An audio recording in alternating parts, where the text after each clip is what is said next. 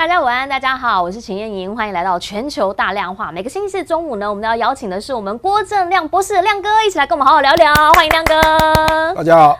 好，我们要来好好聊一下这个星期呢。上个星期我们讲叶伦嘛，哈，我们今天也要稍微来盘点一下，到底叶伦他离开了中国，留下了什么？带走了什么？还是就这样挥一挥衣袖，不带走一片云彩？不知道，等一下听亮哥说。但这个星期呢，还有个重头戏，也就是在今天基本上是已经落幕了，在北约的这一场领袖峰会。好，这场领袖峰会呢，必须要实质的来说，很多人说呢，就讨论两件事情，一个是什么？一个是俄乌战争，另一个呢，则是瑞典要进去。但是在他们的90条的一个共识出来之后，大家发现，其实没有，他们还是没有忘记中国。来，主要的原因就是因为呢，他们现在发布了对中国历来最严厉的谴责，说呢，你们北京啊，就是挺俄罗斯，然后呢，军事威胁台湾。据说啦，去年跟前年其实也有提到嘛，我们其实之前都讨论过，但是过往呢大概是304字、225字，这一次呢是多达322个字。好，如果你细项去看的话，他提到中国是15次，这里头他们特别提到利益、安全、价值观构成了挑战了，而且呢，他们认为中方是致力于颠覆规则的国际秩序，包括了太空啦、网络啦、海洋领域啊，你们跟俄罗斯又走太近啊，俄罗斯这一次给了他们好大的一个教训跟警示啊，所以他们很有可能就会在两岸关系上头的时候来采取，这当中有没有什么样的可能可以参考的因素？另一个层面则是，其实啦，这一次他们在去之前，这一位这个斯滕伯格。史托滕伯格呢，他就已经先直接在外交事务期刊还有新闻周刊发了一个专文，这里头呢，他们就特别提出，我们这边呢其实是把它细字讲出来，但重点就是他讲说什么，讲说中方呢基本上会胁迫到邻国，会霸凌其他国家，所以呢，这个标题报道直接写了说，难得直指大陆不能介入台海。当然，这一期所有的指控，中方都会说，这个就叫做刻意抹黑。来请教亮哥，怎么样来看这么一件事情？北约就是 G7 的，我们说是军事版对。那这个 Stoltenberg 是挪威总理出身的嘛？是。那北欧本来就是跟美国几乎是一样的立场所以你几乎可以说他就是代表美国讲话了。那这个他也因为这两个卓越的表现包括瑞典入会了那另外一个是俄乌战争所以他再当1年，获得延长。就秘书长再当1年北约本来就是美国主导的一个机构了，所以他的秘书长讲话本来就是美国的立场这大家都知道那要看台海问题，不是看北约啦。北约又没有办法介入，因为欧洲的海空军根本到不了亚洲来嘛。因为北约一开始设定的就是地缘政治的冲突，对，所以主要是针对俄罗斯嘛，所以他在俄罗斯部分才是比较实质的啦。那其他大概都是口头上的那甚至他这次连那个东京办事处也没过那你说东京办事处才是真正能够影响亚洲地区的这个联合防御嘛，所以他只是让岸田文雄在里面做了口头的报告，说这个中俄的海军在联合做演习啦、巡逻啦，那造成重大威胁。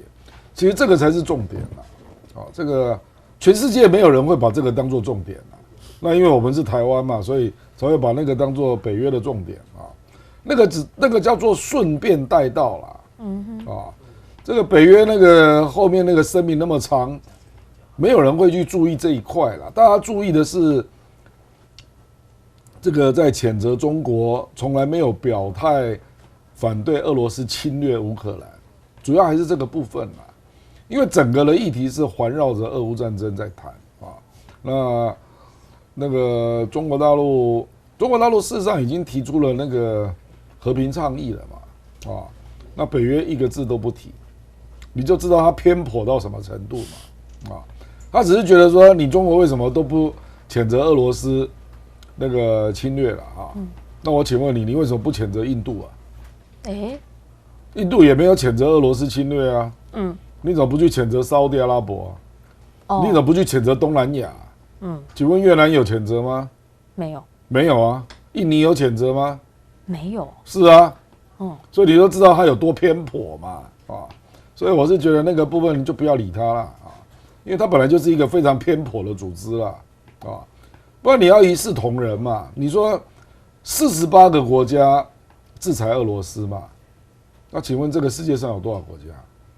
这个世界上的国家至少有190个，是，所以绝大多数国家不愿意表态啊。中国只是其中之一耶，你为什么不去谴责其他国家？所以你这个就是借题发挥而已嘛，不然更该骂的是印度啊。那印度现在正跟美国好啊，对不对？不然印度买的能源，从俄罗斯买的能源啊，占印度的能源的总消费超过1/3耶。中国大陆当然也有买俄罗斯的能源呐，可是占比没有那么高啊。你印度买到超过自己需求的1/3，你北约怎么不去谴责呢？对不对？所以我觉得重点我们不需要讨论这个啦，我们应该是讨论，因为北约不是针对中国的组织嘛，是，它主要还是针对俄罗斯啦。那这一次我们看到瑞典入会嘛，这个后续还要再观察啦，因为瑞典跟芬兰入会，它等于就是在俄罗斯的旁边了嘛，尤其是芬兰啊。那这个未来一定会有一些后果出现的啦，因为这个芬兰本来跟俄罗斯有一条河是可以直接出海的，那俄罗斯现在把那一段给封了，那芬兰现在也很头痛啊。那芬兰跟瑞典会不会允许北约来这边部署战略武器了？现在还不知道，现在还不知道。实际上，瑞典本来在1950年代北约要成立的时候，他就被邀请了。那因为瑞典那个时候他要搞自己的北方联盟嘛，所以他没有参加，那可是他一直搞不起来，因为后来北约就把丹麦跟挪威给拉走了嘛，对，然后芬兰因为顾虑到苏联嘛，所以也没有参加。所以这次我们整个讲应该是就是1950年代当北约正要成立的时候，北方4国嘛，那挪威跟丹麦就参加了，那瑞典跟芬兰没有参加，所以最近这1年是补了这个空缺了，就是说芬兰参加了，那瑞典也参加了啊，那以后他就不搞北方联盟了啊，主要是这个从历史上看是这样了。那另外就是瑞典为了争取参加嘛，所以他就承诺土耳其，说对库德团体以后不再支持啊。这个坦白讲就是出卖了库德族了。你用"出卖"2个字，我真的是因为库德族在瑞典有相当多的移民，那也选上了国会议员。那瑞典这样讲就是以后库德族的事情我不要管了，因为土耳其境内有库德族的独立运动嘛，是啊。那第二点就是美国这个同意要供应土耳其 F-16了，是，我觉得主要是做了一个交易啦，那其他的部分我觉得还是主要是针对俄罗斯了跟乌克兰啦，因为他要成立乌克兰委员会，我说北约啦，是有一个北约乌克兰的委员会，但是到底怎么样的运作，不知道在什么样的内容，不知道，没有说，没有细我简项。单讲就是拒绝了泽伦斯基要参加北约的这个申请嘛，美国直接跟他讲说战争以后再说吧，那么战争以后不知道他在哪里了啊。那北约有31个国家支持乌克兰入会的只有23个啊，那北约是共视觉嘛，所以你就知道几乎是不可能的啦。因为即使美国同意了，法国、德国还是反对啊，所以我们从这里看，就是大家要关注的，就是到底北约的乌克兰委员会未来要怎么运作了？那你要给乌克兰怎么样的安全担保了？因为你如果未来要讨论停火，那没有安全担保也谈不下来啊。可是北约又不愿意给他集体安全的保证，说你如果再被打，我们就全部帮你打啊，因为美国讲得很清楚啊，我现在如果让你参加北约，我形同直接参战。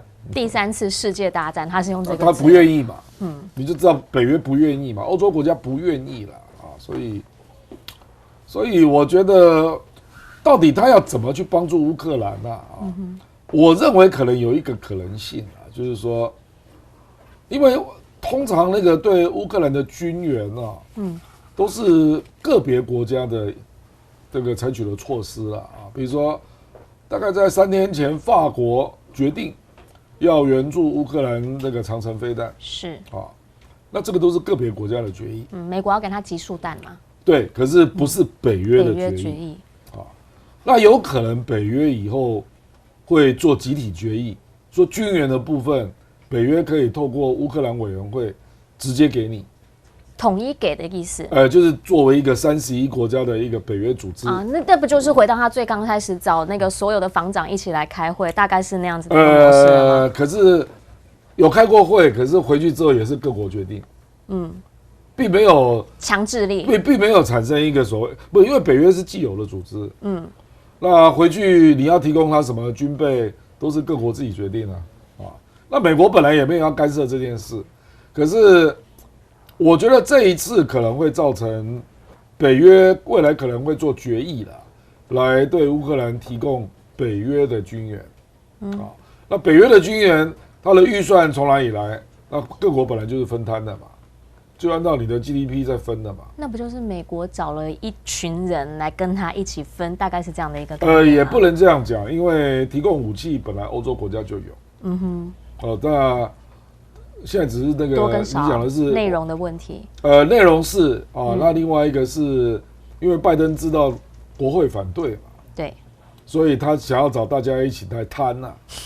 所以说以后你美国可能要军援乌克兰会有相当的困难，因为麦卡锡他反对嘛，他要逐案审查嘛，可是战争这种事情不能等啊，所以美国这次就是解决了这个问题，就是说以后就由北约先给，那北约美国国会就不能够反对了啊，所以我觉得应该是在这个问题上做了解套了，就说事实上那可是金援就会有问题了，因为美国真的是给不了钱了啦，所以可能就由北约那边来直接给他军援，那金援我不知道啊，那变成欧盟要不要给钱啊？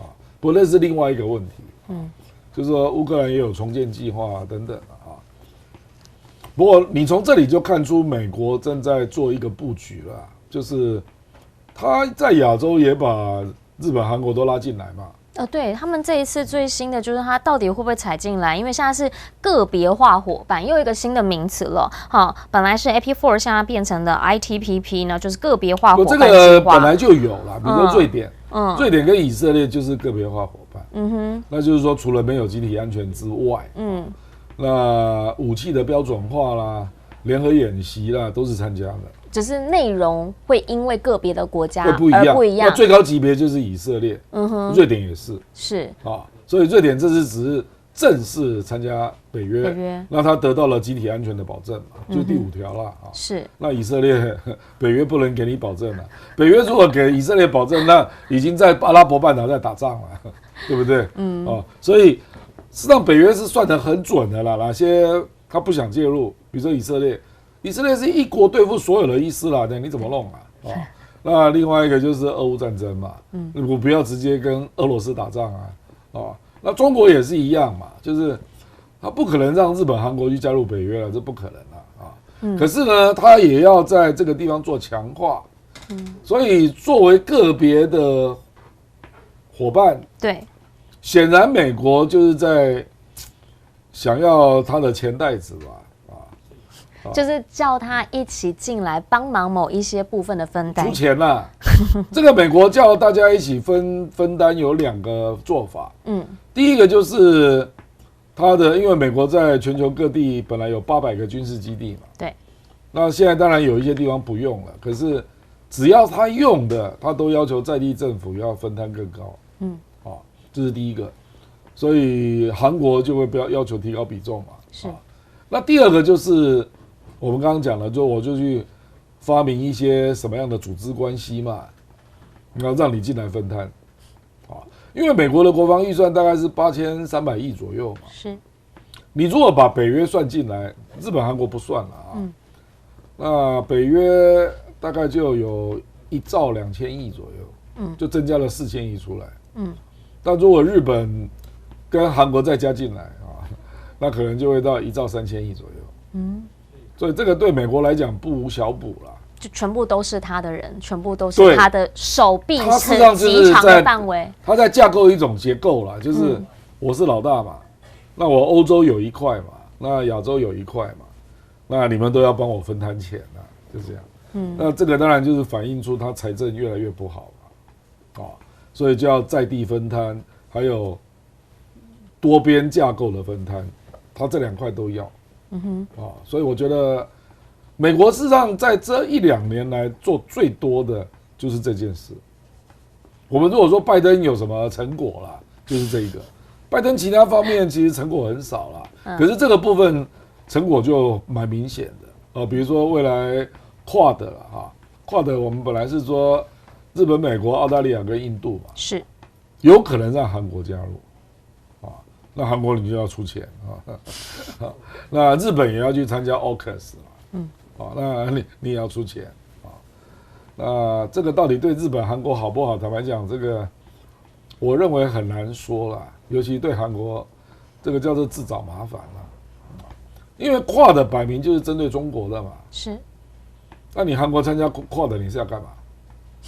难道我是你的假想敌吗？你有没有搞错了？你的假想敌应该是朝鲜吧？怎么会是我中国呢？所以我觉得韩国这个尹锡悦啊，这个战略的思维我真的是难以理解了啊。所以台湾也要考虑立法，以后不准总检察长当总统，真是可怕至极啊！怎么会做出这一种完全违反地缘政治的战略思维啊？因为你参加Quad对你没有任何好处啊。你不只会得罪中国，你还可能得罪俄罗斯是哦，因为Quad就是围起来。是啊，那你是要干什么？你以为你是谁啊？他想说这样也有围到朝鲜。坦白讲用不到了，用不到了。我说实在话了，因为美国在朝鲜在韩国的基地就有2万多人啊，那韩国的军备啦，除了核武之外，基本上是遥遥领先北韩的。是所以为什么北韩要发展核武嘛？他会怕。那这种情况之下，你还需要参加Quad吗？实在是不可思议了不可思议。我觉得日本还比较有战略上的合理性。那你觉得他这次一直想进来，然后一直想要加入很多不同的，比如说您刚提到的，你讲的是日本吗？对啊，日本这次一直想要进来啊，它包括它的军备，它很多北约国家都没有达到那个2%的军备要求，他自己先说我可以，我还能更好。5年了，可是今年增加26%，他给了承诺嘛，他愿意给这些承诺，而且他真的要做了。对啊，而且他也愿意加入那个军备标准化，德国也在做，是。我那个军备标准化本来就标准化，他的武器都是美国的嘛。他就想加入这个系统，那他想要什么呢？我知道你的意思，他就是不安嘛。这个唯一解释就是不安嘛，因为这个就是他不能够去除他对中国的恐惧嘛。这个问题很难解了。那你要跟中国做军备竞赛，我讲白了就是你是自找麻烦嘛。我们看现有的数字了啊，在日本还没有增加军费之前啊，它的国防预算大概是中国的1/6啊，那它今年增加26%嘛，对，5年要增加到2倍嘛，对不对？你增加到2倍，假设中国都不动，也是人家的1/3啊，对，人家还是你的3倍啊，对不对啊？那而且你要知道，日本是战败国，所以它有很多武器长期是不准发展的比如说核武，比如说那核武相关的啦，包括各种洲际飞弹、战略核潜艇，它是通通都没有。日本也没有轰炸机它连长程飞弹都没有，所以它现在要自己做嘛。他买了那个战斧飞弹这样那它目前的飞弹只能射300公里你怎么跟中国搞啊？中国东风系列多少？那还有在舰艇上的鹰击、巨浪，领先太大了啦啊！你也许是传统的海上作战，你的军舰还可以拼一拼啊，那空军呢，那也落后太大了啦。因为你被美国压抑嘛，那你长期都是靠美国嘛啊，所以是美军在防守日本嘛。那如果日本要单独干的时候，你真的落后太远了啦，那更不要讲更北的那一支啊，那俄罗斯根本没有把你看在眼里嘛，而且中国还比较谨慎，不会乱使用核武器。俄罗斯可不是这样的国家啊，所以我就觉得你到底在想什么啊？我觉得这个就是你陷入了一个不安全，所以你就要发展军备嘛。那发展军备之后，人家也说，你要干嘛？那我也要进一步增大军备发展，就变成恶性循环。可是你是搞不过中国的啦，因为你的 GDP 5兆多嘛，中国大陆已经快18兆了，所以他再怎么样，国防预算也比你大啊。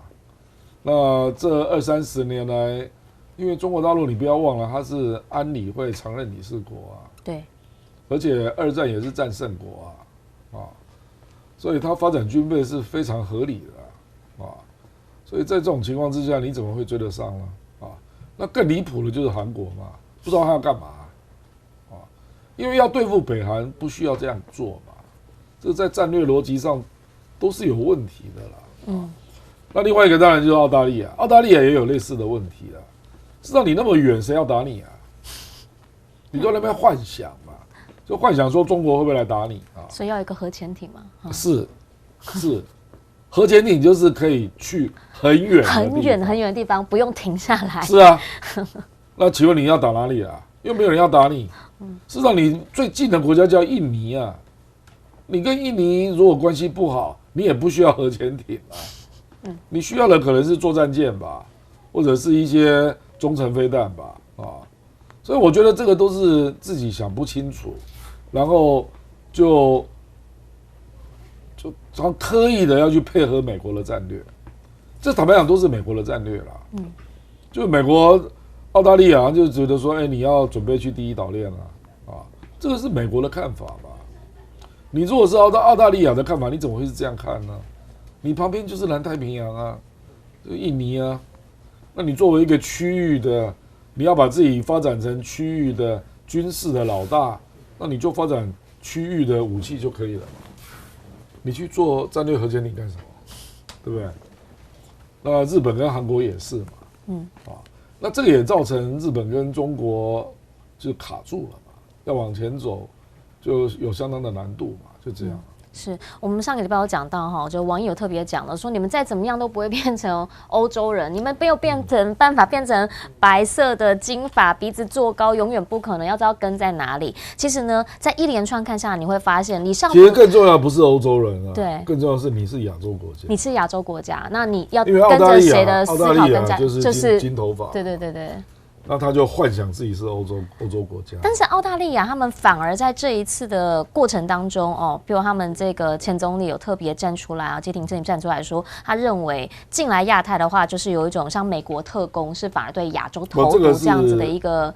这个是前总理，对前总理他的基廷他的一个讲法跟一个看法嘛。但是其实这一连串看下来，你就会发现中方他是有所反应的。好，包括基本上习近平前几天有特别强调，他去这个东部战区视察的时候，他特别提到了要增加军队打胜仗的能力，重点是要从政治的角度来考虑跟处理军事问题，这个就很重要咯。重点是后面这4个字：勇于打仗。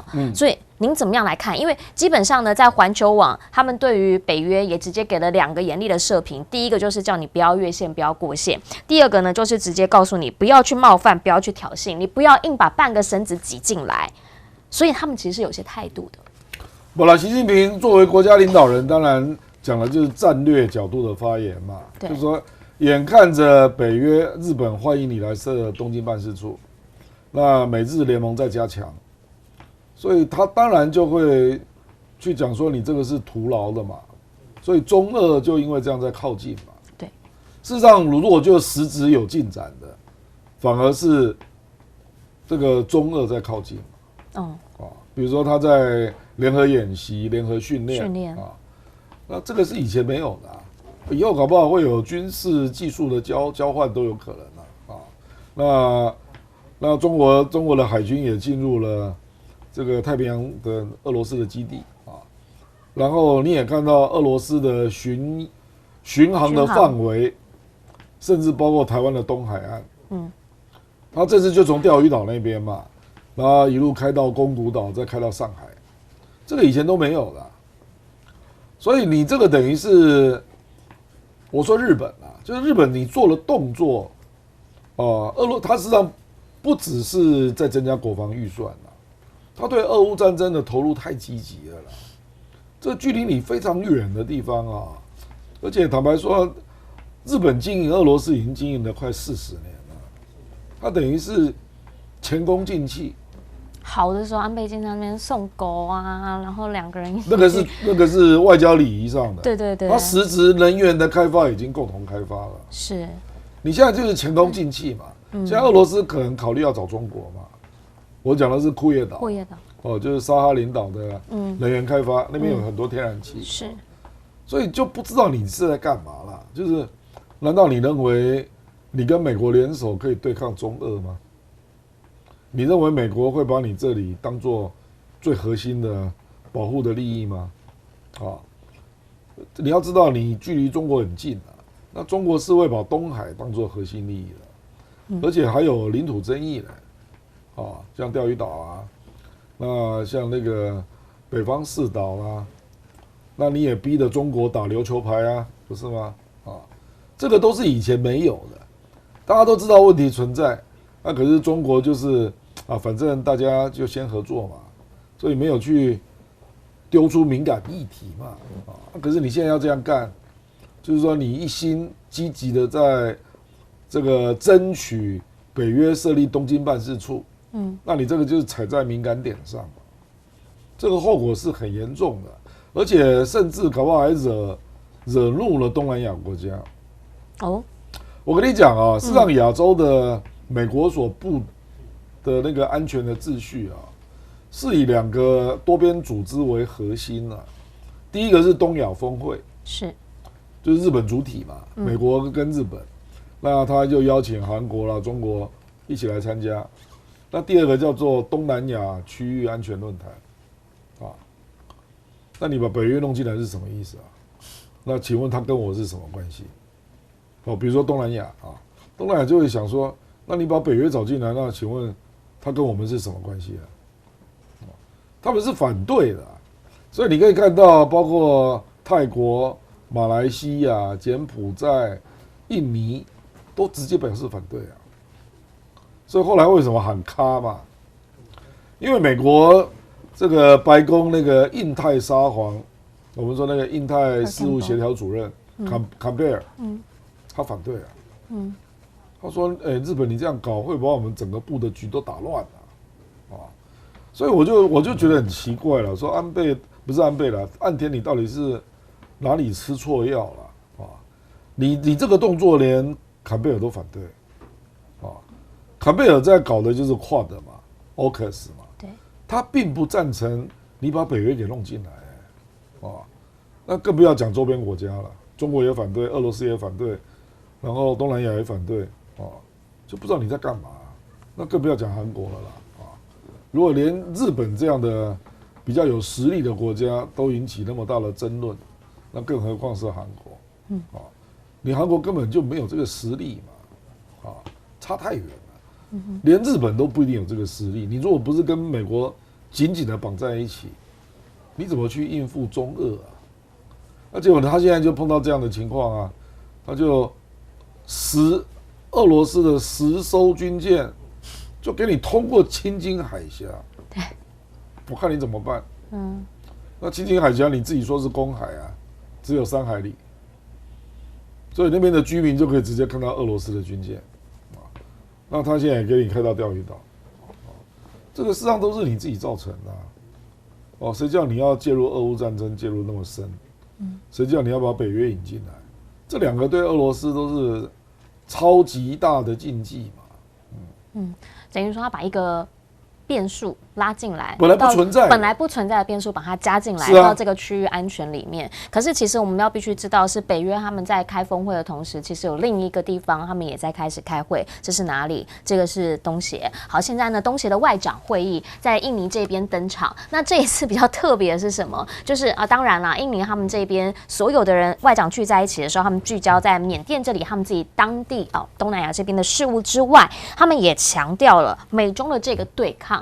他们很希望不要把所有的这个对抗的层级升高包括核对抗、核误判。这些是绝对不行的。这一次14号的时候，有可能会出现一个关键点。好，什么意思？因为大家知道是外长会议，可是中国的秦刚消失了16天之后，现在传出说因为健康因素，会由王毅他们的外事主任来代表出席。有人说是确诊。各种说法，因为官方没说，我们不好这样说，但有人这样说。但是现在一个状况就是布林肯呢，也蛮巧的，他昨天晚上他去帮拜登出席了那个北约的晚宴，那大家也说拜登是怎么样，是不舒服吗？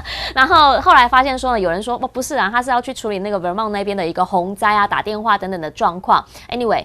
14号有可能王毅跟布林肯两个人会有机会在这个峰会上面会面，有没有可能再对到头？您怎么样来看这次的东协外长会？因为呢，很多人其实在讨论的，除了区域问题，最重要的就是他们在南海的行为准则这件事情。其实，在这一次外长会议，大家都说了，讲那么久，可以定下来了吧？但问题是，有可能定得下来吗？布林肯来之后，我真的要。表决布林肯不会在现场，是，那是东盟加一嘛，但他会来拉票啊。布林肯没有投票权啦，是啦。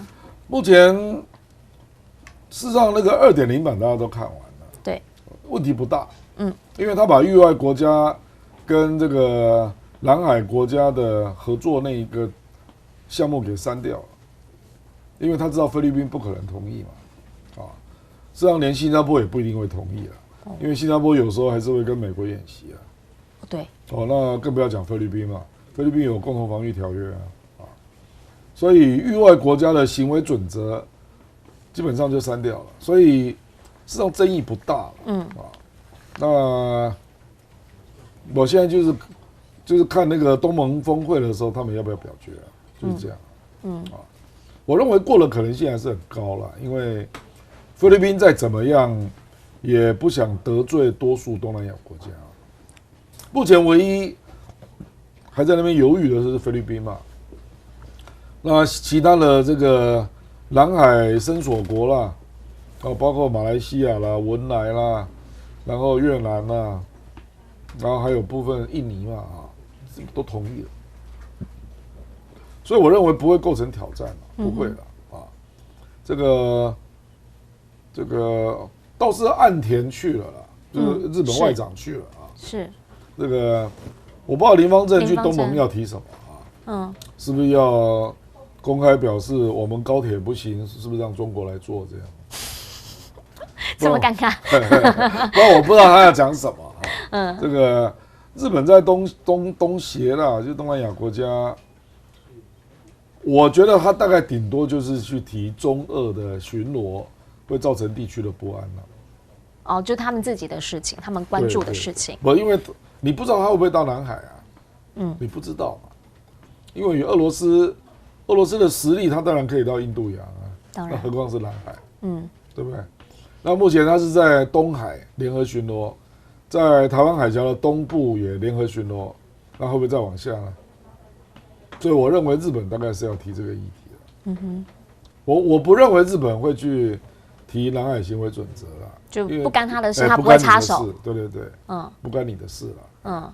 那布林肯来，我觉得大概大家就是听一听这样而已了。布林肯对东南亚影响力非常有限啊，非常有限啊。OK， 那您怎么样来看呢？在现在这个时间点上，美中之间的高层互访这么一件事情，因为有那个 Kerry 要去啊，对啊 ，Kerry 要去了，就是访问要有4天的访问。那你觉得说上一次叶伦这一轮，是有成果的吗？拜登觉得说有实质的成果，他觉得很好，就是确定了高层互访这样子的一个游戏规则。然后，但是大家也有人在问说，这真的是一个合适有实质效益的事情吗？下一轮有可能会谁去？因为他们觉得说叶伦太软了，叶伦本来就鸽派嘛，去的时候又跟这个何立峰好像稍稍有鞠躬，让他们也不满。讲话的时候呢，他讲了这么一句，他觉得说我们这个世界够大到让我们两国共同繁荣，那就有人认为说这个是不是其实你也是在向中方递出橄榄枝嘛？因为你自己也说你在接受 CBS 的访问的时候，你也特别讲了说。你没有办法，是不是缓和了？他的讲法是说，我很有建设性，然后我是非常温暖的欢迎，而且呢是一系列很充实的会议，没有实质内容。但苏立文在飞机上头告诉大家，其实他每一天。他的那个工作小组都会把所有他见了谁，他讲了什么，然后谈了哪一些议题，马上传给拜登。所以，即便两个人是还没有对到因为行程的飞机的关系没有对到，但是呢。完全一手掌握，而拜登认为这个是有用的，您觉得呢？有用吗？下一个会是谁？情报畅通不代表有不代表成果。对，我觉得叶伦是中方尊重的人呐，是，因为他这个人不会讲太多政治话，不像布林肯满嘴都是废话嘛，那布林肯中方是一点兴趣都没有了，那更不要讲那个商务部长 Raimondo 还有戴奇贸易代表，这两个之后也想去得了吗？我认为去不了。你认为就卡在这？因为对中方来讲，为什么愿意见那个叶伦呢？因为第一个就是首席经济幕僚的中美高峰会这个是例行的以前是刘鹤嘛，对，那现在换何立峰嘛，那中方基于这个经济战略会议的考虑，那当然还是要让叶伦来那第二个就是叶伦是拜登政府里面最有声望的人，是，然后讲话不会都是讲政治废话了可以谈具体问题了。所以为什么他会见那么多人嘛？因为他真的就是一个认真的学者了，所以就会跟你谈一些政策上的沟通嘛，比如说你对全球经济怎么判断啦，那或者是中国资产负债表弱化，消费不振。投资不慎然后房地产问题，那到底怎么想怎么解决所以您认为这次去，因为叶伦他经济学上的地位以及他的一些专业素养，中方其实也有一些相互的讨论，当然是各方互方的交换。他见到的人可多了，是他连刘鹤也见了嘛，然后周小川也见了，易纲也见了，是，潘功胜也见了，是，对不对？所以，然后还有那个民间的那6位。经济学者他见的可多，还有美国企业我觉得叶伦是在找答案当然我不好意思说他是来做情报收集了，可是基本上是在找答案。什么答案？就是他是财政部长嘛，而且他也当过联总会主席嘛，是。那未来美国就要决定你的财政跟货币政策要怎么走嘛，你加息要到哪边停止嘛？那因为唯一有分量可能会造成美国的经济产生影响的就是中国所以我必须要了解你怎么思考这个问题所以我认为，为什么我们说是有价值的？因为我认为双方的经济沟通应该是坦诚的啦，就是我们大概怎么想比如说你们这次是不是要怎么推出多大规模的刺激政策啦？那中方可能就直接跟他讲说。我们没有这样的准备，所以可能都是精准的刺激嘛，比如说他最近要发1兆人民币的专项债，就是很精准的，是针对地方的，然后推动地方的基建嘛，这一类的，那个基建可能就更广义一点，不是只有铁公路、桥梁啦，可能还会包括那个5G还有其他的嘛，我觉得这种具体议题的对话应该是蛮多的啦。那因为叶伦联总会的时候就是熟悉各种数据的人，对，所以中方会认为跟他沟通会有收获了，所以我是觉得是基于这种考虑啦，就是说，这个人是一个对中国比较友善的代表。那你跟美国打交道，总是要跟中国友善的力量维持关系吧？这个就好比那个河野洋平，他不是带了那个玉成丹尼去访问北京？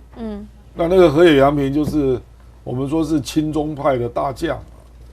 那中国现在跟岸田关系不好啊，那河野照样可以去啊，他是前众议院议长。是啊，众议院院长，所以我的意思就是说，中国大概就是开始做一些比较细的判断啊，比如说叶伦就是纽约的犹太人嘛，哦对，那跟华尔街是很熟的嘛，是，那中国大概也判断到美国内部的力量事实上是分化的，所以要跟对中国比较友好的力量做互动。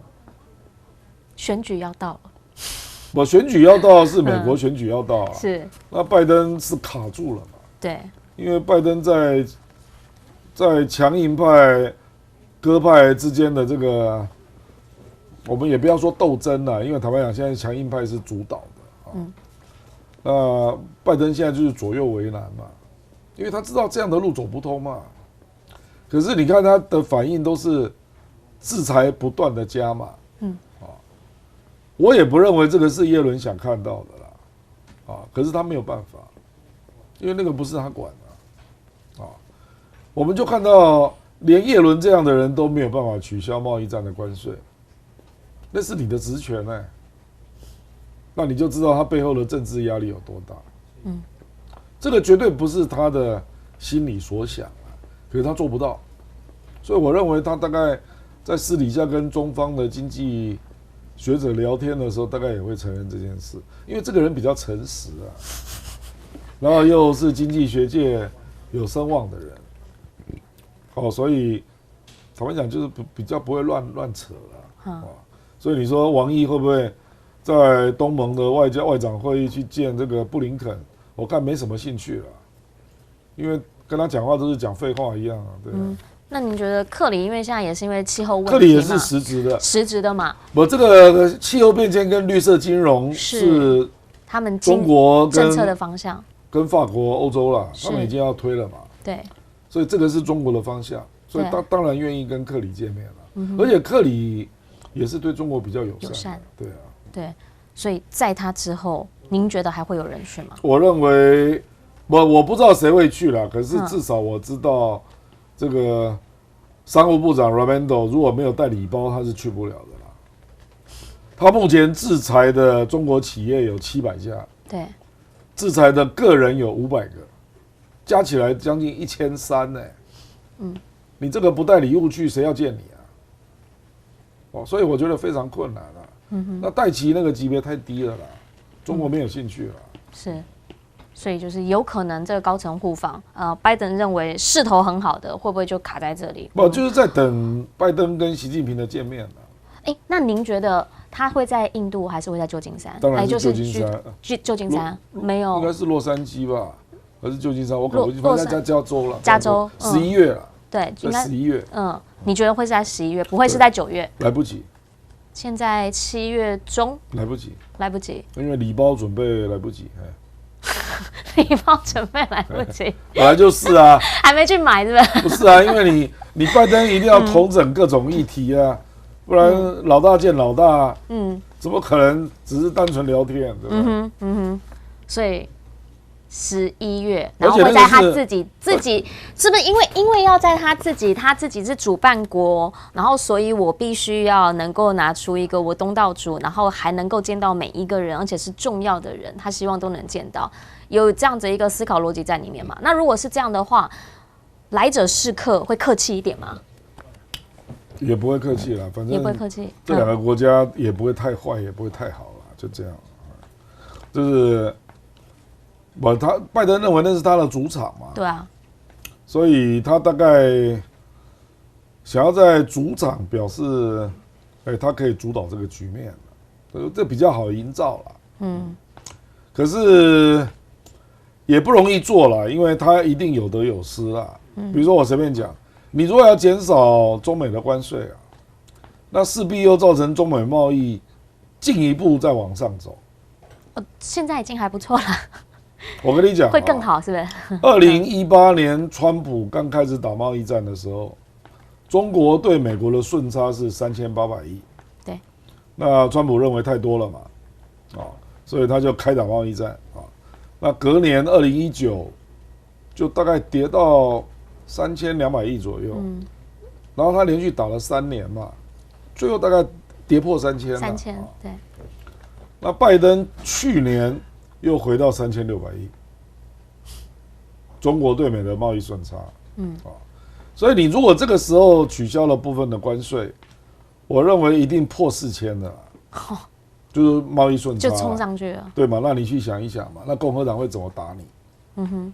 共和党一定说你就是个窝囊废嘛，投降了嘛，靠中国吃饭，我一定这样打的嘛，对不对？连你都可以想出这句更难听的，是不是？对不对？所以，那这个就是你要付的代价嘛。可是，这个是不是有利于你的选票？我认为是，因为中下阶层，你的通膨压力会减缓嘛，你东西会变得比较便宜嘛。因为中国做的大部分都是民生用品。对。我觉得美国现在最大的问题是拜登自己了，就他就是一个犹豫不决的决策者，那让下面的人很难做事。就是他到底这一位老先生要从哪里走这件事情，有可能会影响到美国的未来。不过另一个层面呢，我们要现在进行下一个课题的时候呢，我们要来先中场给亮哥补充一下体力，好不好？因为我们现在港胸口补一下下。来，这个呢是我们现在新的一个刚刚好的组合。来，这个要请亮哥。这个我吃过啊。来，我跟你，现在我们因为是中午的时候哈，我们这个吃一下哈，等一下下午精神会更好，一天请一颗，大概可以撑2个小时。真的假的？我吃过啊。你有算过2个小时啊？差不多。是啊。所以通常不是中午吃。真的吗？我是吃饱饭之后吃，不是啦。哎呦，我时间吃错了。太没有经验了。怎么样？怎么样？就是要趁你整包带走。趁你快要睡着的时候吃啊。所以通常是下午3点左右。午茶 tea time 时间。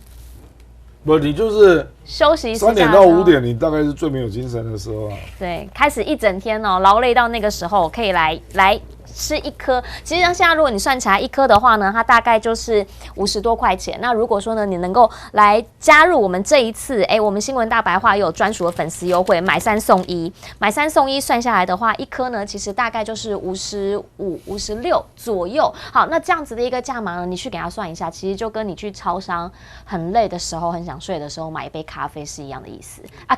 不一样，差多了。可是咖啡晚上会睡不着。你比我不会卖，你知道吗？咖啡晚上会睡不着。这个不含咖啡因呐。对，这个不含咖啡因。它是有姜黄、玛卡、人参的萃取物啦。而且我们的人参是白参，没啦。因为你计算那是跟一杯那个咖啡一样钱的话，对吧？可是你喝了咖啡，我试过，它不是咖啡啦。对，可是我咖啡试过，我下午3点的时候喝，我晚上会睡不着。没有。我晚上就没办法。那你我下午只要经过中午过后，我就没办法喝咖啡。你超级敏感。对，我就没有办法喝咖啡，我就顶多只能喝那种国宝茶，有没有？就没有咖啡因的东西。对，但是如果说呢，你是来使用我们这个刚刚好的话，我现在已经练到8点喝咖啡还不会失眠。你是日理万机呢，你好好保掉你的心态。我跟你讲，雷倩更可怕。真的假的？雷姐？雷倩一天喝咖啡喝4杯，她11点还在喝。雷姐下次来，我一定要送她刚刚好，躺下去就立刻睡着。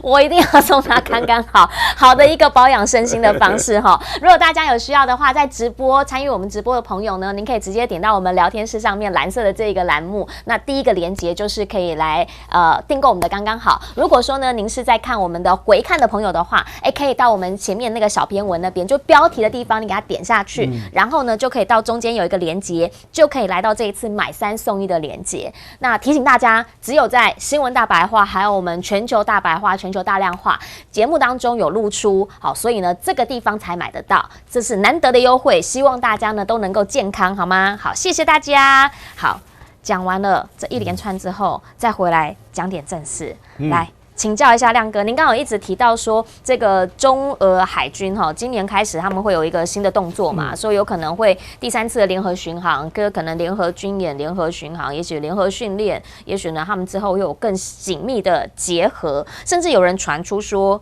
俄罗斯这一次因为还有直接去看了他们的这个造船，有可能会买055，对，那如果是这样子一连串的结合起来的话，是不是在亚洲这一边，真的就会像北约秘书长 Sternberg 他讲的，就是联手挑战全球秩序，会有所不同？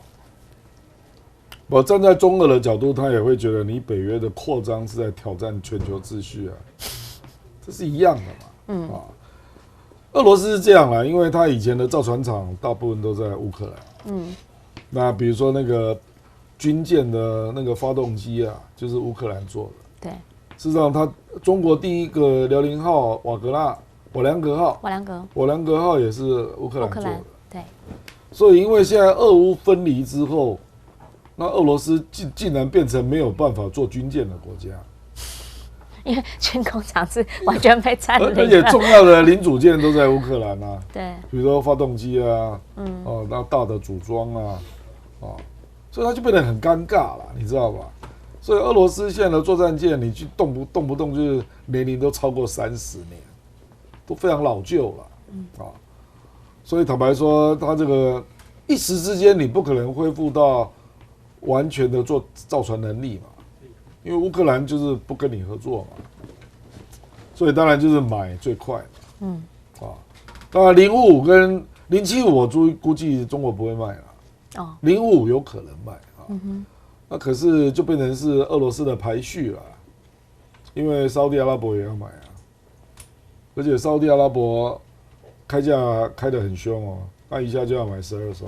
对，那我还听到西非的奈及利亚也想买，奈及利亚要买2艘，所以我坦白说，这个即使有这个 deal 啦，我认为会有这个 deal 啦，会有啦，那恐怕他也不能立即先供应给你俄罗斯吧，因为反正你跟我那么近，你要什么我们协商一下，亚洲的海域共同巡逻嘛，对不对？那俄罗斯比较强的是潜艇，对，那事实上它的太平洋海军基地主要是战略潜艇，那作战舰真的已经落后中国了啦，这是事实啊，那当然也落后日本了，那我讲的是作战舰、水面舰，所以它这个是非常合理的，因为它的海军总司令来看中国的船坞嘛，对，一看就是他现在做不到的。是，那您怎么样来看他的这个我觉得不太合理的兵变事件呢？因为现在传出来嘛，就是说瓦格纳兵变24小时兵变结束，然后现在才知道说兵变了5天之后，我们一直以为，就是普里格金呢，他们是已经到了白俄罗斯，然后应该回不去了，那个就被流放啊，那种好可怜啊！没想到人家其实5天之后，其实就已经跟普京深聊。我可能那个没有写促膝长谈，也许他们俩就是2个人相见，开心3个小时他找了35个人一起来讲，对，没有错。那到底这里头讲了些什么？那接下来我是想问2件事情，一个是不是这个讯息出来，当然就是普京他现在想要掌握的是他还掌握大局。第二个就是他本来是要整个把他的基地弄到白俄，然后现在还有人讲说白俄本来是8000人的基地，现在可能变成5万人。那没有看到人的原因是因为他们说他们在放假之后人会回来，但是到底他这个之后瓦格纳会怎么为俄罗斯所用，或者是他有不同的状况，他又不会叫瓦格纳，他在俄罗斯已经解散了嘛。对，那初步去白俄罗斯是8000人嘛，那未来要扩张到5万人，那可能会在白俄罗斯招募并不是说俄罗斯人再过去了。俄罗斯的就是已经进军队的进军队，你要离开的你离开，那这个就是另一个新的东西了。可是里面也有8000人是俄罗斯人，可是那个是骨干嘛。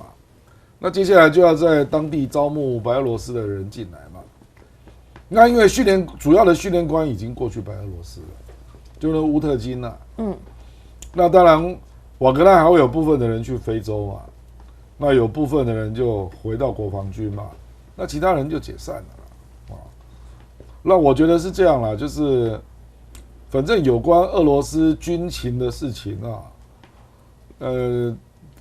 看到这个美国的媒体最好再观望一下。那台湾的媒体最好不要看这样。OK， 因为大部分都是错的，大部分都是错的。我觉得这次的真相已经越来越清楚了啦，就是说他跟国防部有矛盾嘛，对所以他就觉得，因为那个解散的那个命令已经传达了，6月30号解散，是那他就做最后一扑嘛，就他抗议要把这个声音传给普丁嘛，结果就做了这个动作，就说我要怎么这个清君侧啦，说国防部就是一些贪官啦，或者作战不利啊等等那可是你不应该进军莫斯科嘛？你进军莫斯科会造成连锁的一些不可控制的一些兵变嘛，所以普丁就大概在13个小时就直接定位你就是叛变嘛，那个时候大概大势就已定了，因为他本来就没有要对抗普丁啊，他是为了要对抗国防部他对抗的是他目标是绍伊古，不是普丁，当然是啊，所以。因为他跟普丁有20年的交情嘛，那卢卡申科也是，所以双方就谈一谈，然后他为什么要回来俄罗斯呢？因为俄罗斯在进行调查那个瓦格纳在俄罗斯境内是有很多事业的，那个事业要清查财产嘛，那该给你的就分给你吧，那另外一个是你个人做这个叛变过程中谁支持你，这也要做个调查可是因为我看到他带了35个人来跟普丁谈，我就知道这个绝对不是叛逆不是这就说哎呀，好了，现在事情到了一个段落了，那他一定会跟普丁讲一大堆国防部一些屁事嘛，那普丁就趁这个机会也去整顿国防部嘛，所以也传出来绍伊古因为绍伊古已经当了11年的国防部长，对，那听说要调为副总理。去负责西伯利亚嘛，因为他是鞑靼人，对，所以这样子给人家感觉就是一个军队整顿的事情也做了，那瓦格纳在俄罗斯境内结束也做了，然后以后就去白俄罗斯，那未来他在那边干的事情不归我管可是问题是离基辅超近对俄乌战争接下来的影响，因为他感觉还会继续再打所以可是那个不是我的，那跟俄罗斯没有关系已经跟我没关系了，不受国防部管辖也是，所以这里就产生了一个灰色地带，可用之兵所以现在最紧张的不只是乌克兰最紧张的还包括立陶宛立陶宛更弱嘛，波兰还有一定的实力现在最紧张的就是立陶宛跟基辅所以我觉得这个是一个普京的一个巧妙的安排啦。那当然也是有危机啦，可是就是说他在很快的时间就做出决断嘛，那把这个事情平息下去，这样。所以危机有可能变成转机。对，因为这个事情就是反应的够快，而且其实说实话处理的够漂亮。是啊，很快，然后快到就是你知道，大家睡觉起来想说要继续追的时候，结束了。今日政变只要没有见血都算成功了。对，因为呢，基本上他们现在有越来越多的讯息传出来说，他们那个时候还冲到要去掠夺核武基地，是玩真的什么什么的，都是未遂了。但是对，可是是不是真的，我们也不知道，是不是真的有朝那个方向去？对，可能就是发现核武基地没有人去抢嘛，那搞不好人家本来就没有要抢不知道，因为事实上我跟你讲瓦格纳这个部队不可能有能力操作核武。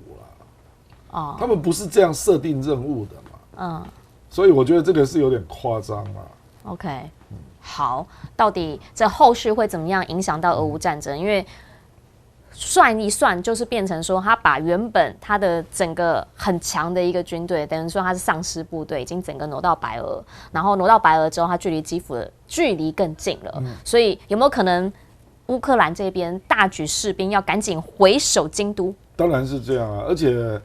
它会是一个灰色地带的部队，就是他之后怎么打，你不能扯到我俄罗斯俄罗斯说我已经解散他了，他跟我没关系，跟我无关他再怎么样跟我没有关系，就已经接近美国的 CIA 部队哎呦，听起来就恐怖好，今天非常谢谢亮哥来参加我们的全球大量化的录影那同一时间呢，也要再一次的来提醒大家，如果说呢，之后的有兴趣的朋友的话，来欢迎来再一次的跟您来推荐我们的刚刚好。好，我们现在呢，其实买一盒有8折的优惠啦但是我真的是跟大家说，因为我自己本身也有买，我觉得团购以这个精打细算的妈妈来说，勤俭持家的妈妈来说，就是问问朋友有没有要买，好，大家一起来买啊，凑4盒的话，这样子比较划算，提供给大家来做一个参考。再一次的感谢亮哥来参加我们全球大量化，我们同一时间下个星期四再见了，拜拜，拜拜。